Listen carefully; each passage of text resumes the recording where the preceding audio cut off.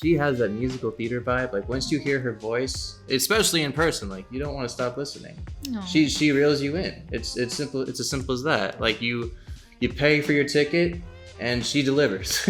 So wow, you pay for a ticket. I hope I deliver. Oh my to be gosh. honest. So that's been your favorite cover though, by far? I would say so. Those are covers that, just came naturally. It wasn't really planned. And I just sat one day and I just sang at home. And I was really happy with it. I'm like, I felt the song. I like the recording. And, I'm very hard on myself with recordings, but they don't always have to be perfect. You know, sometimes it's the little things, the little, like voice breaking, or, the little imperfections that makes the song what it's supposed to be and what gives it character and what gives it personality. Obviously not always, but I was really happy with it. I'm like, I think this song is ready. I can make it better, but I just think this is the way it's supposed to go out and not overthink it. Yeah. We're human. I mean, we're not robots. Auto-tune is robots. We're human. We have voices. Our voices sometimes can just fry. There could be days where we wake up and it's like we wanted to sing but we can't because we literally we can't. It's our muscle. It's our vocal cord muscle. It's just what happens sometimes. Exactly. I mean, vocal coaches. I mean, for those of you watching, they're vocal coaches, singers, professional singers. You know that when your voice goes down and you break something in there, I don't know how you did it. Hopefully you didn't eat dairy before you sang, like me sometimes. No, seriously. But your vocal cords just they're not there. You can't sing, and so you have to take a break for like a week, and you can't sing, and it's depressing. It really is. Yeah, it really is. Actually, the voice is one of the muscles that gets most stressed, in every situation, and it's most affected by anything that you do. So if you're sad, if you're happy, if you're tired, especially if you're tired, if you've been talking too much, if you've been too quiet, if you haven't trained for a little bit, if you've been training a lot, every little thing changes your voice. So just listen to your body. Your body knows best. And sometimes, you might want to sing and your body's saying you can't. Well, you're just going to listen to it and stop. Yeah. You've got to trust your body when you think you can't sing. Like just say, okay, I'll take a break. Don't go any further because then you won't be able to sing for like another month. Worse, maybe 2 months. And then worse than that, maybe ever again. Exactly. We don't want that. Yeah, we do not want want that. that. So tell me, what is the process like for you as a YouTube creator when you're recording your videos? What is the production process like? How do you get your audio ready? How do you do your recording, your music video? Tell me, how do you do that? Okay, well, I usually record either on Logic Pro X or on GarageBand. Sometimes people think that they need to have the most expensive, gear or program or software or whatever.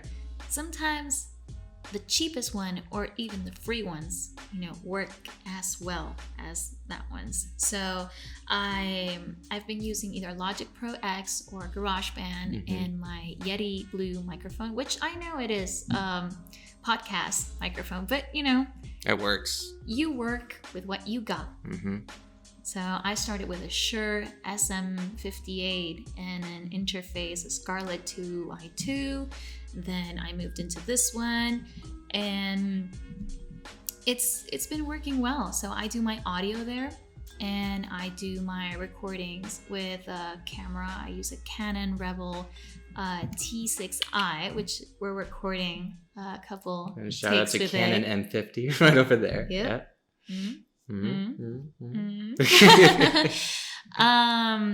But work with whatever you got. If you have a good quality camera in your phone, use that.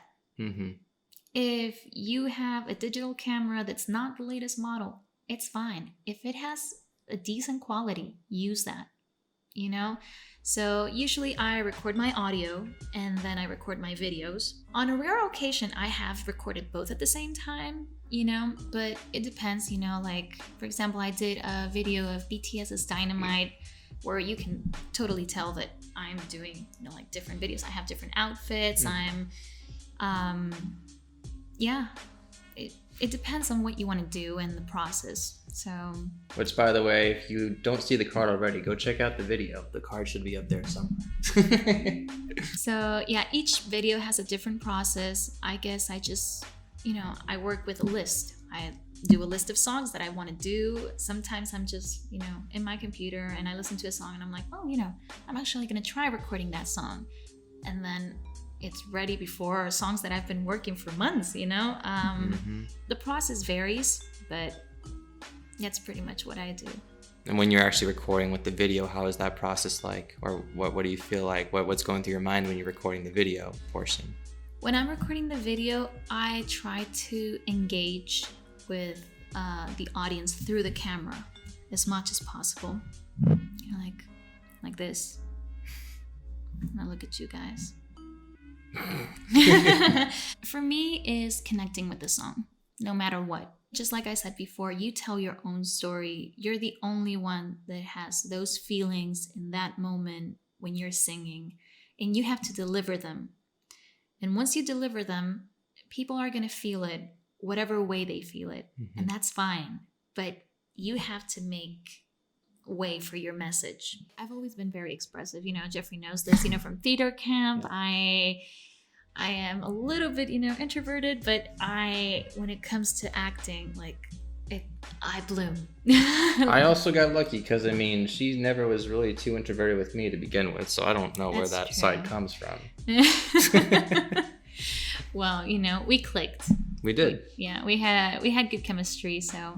And also a little secret, surprisingly enough, when we were at the theater camp when we were younger, we both had crushes on each other, but we did not find out until today. Isn't that crazy? Isn't that the craziest thing? Yeah. The craziest thing. Craziest thing. You find out 10 years ago. About time, Jeffrey. It's it's about time you came to your senses and just say it like the way it was. So yeah. We're probably gonna get a lot of comments like, oh my gosh, it'd be a great couple. No, comment below what you think. Get that interaction, right? Comment below. Should we? So pretty much, we're living in a pandemic, right? We're living in a. So we're living in a pandemic. Fuck. You see, this is what we actually act like. We're not professional at all. Yeah. No. You may think so. You may think so. No one's ever professional. So we're living through a pandemic, Jeffrey. Yes. So we're currently living through a pandemic. What is your life stage right now? What are you trying to pursue? What's your next stage in life? Considering this pandemic, you're living back at home in Arizona. When you are from the United Kingdom, that's where you went to college. And so, not English, but yes, I live there. Yeah, no, she speaks Spanish, guys. Do your British accent. Try it. I have a terrible British accent. I can just say, this is lovely. Oh, it's lovely. This is lovely. Please don't kill me with my accent down below in the comments. And with that, I am so sorry. Yeah, follow Monica. I apologize. I really do. She could be in the next Netflix British movie. Something like Downtown Abbey. Look out. Love it. What is your objective, your goal right now, moving into this year? You're living with your family and what's your next life stage? Well, that's a very, very intriguing question that I would like to know the answer to. Well, for me, 2020 was all about, finding myself again and reconnecting. A lot of things changed in my life, and I moved in with, my best friend. Shout out to Carmen. You're my bestie. I love you, wifey. Yeah, it was a year of trying to find what I really wanted to do and what I really liked. Reconnecting with music, like I've been saying before.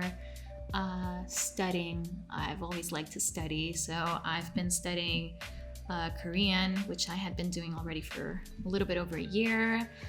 So many talents, man. Well, trying to, get new qualifications, teaching. And this year I just wanted to take that to the next level.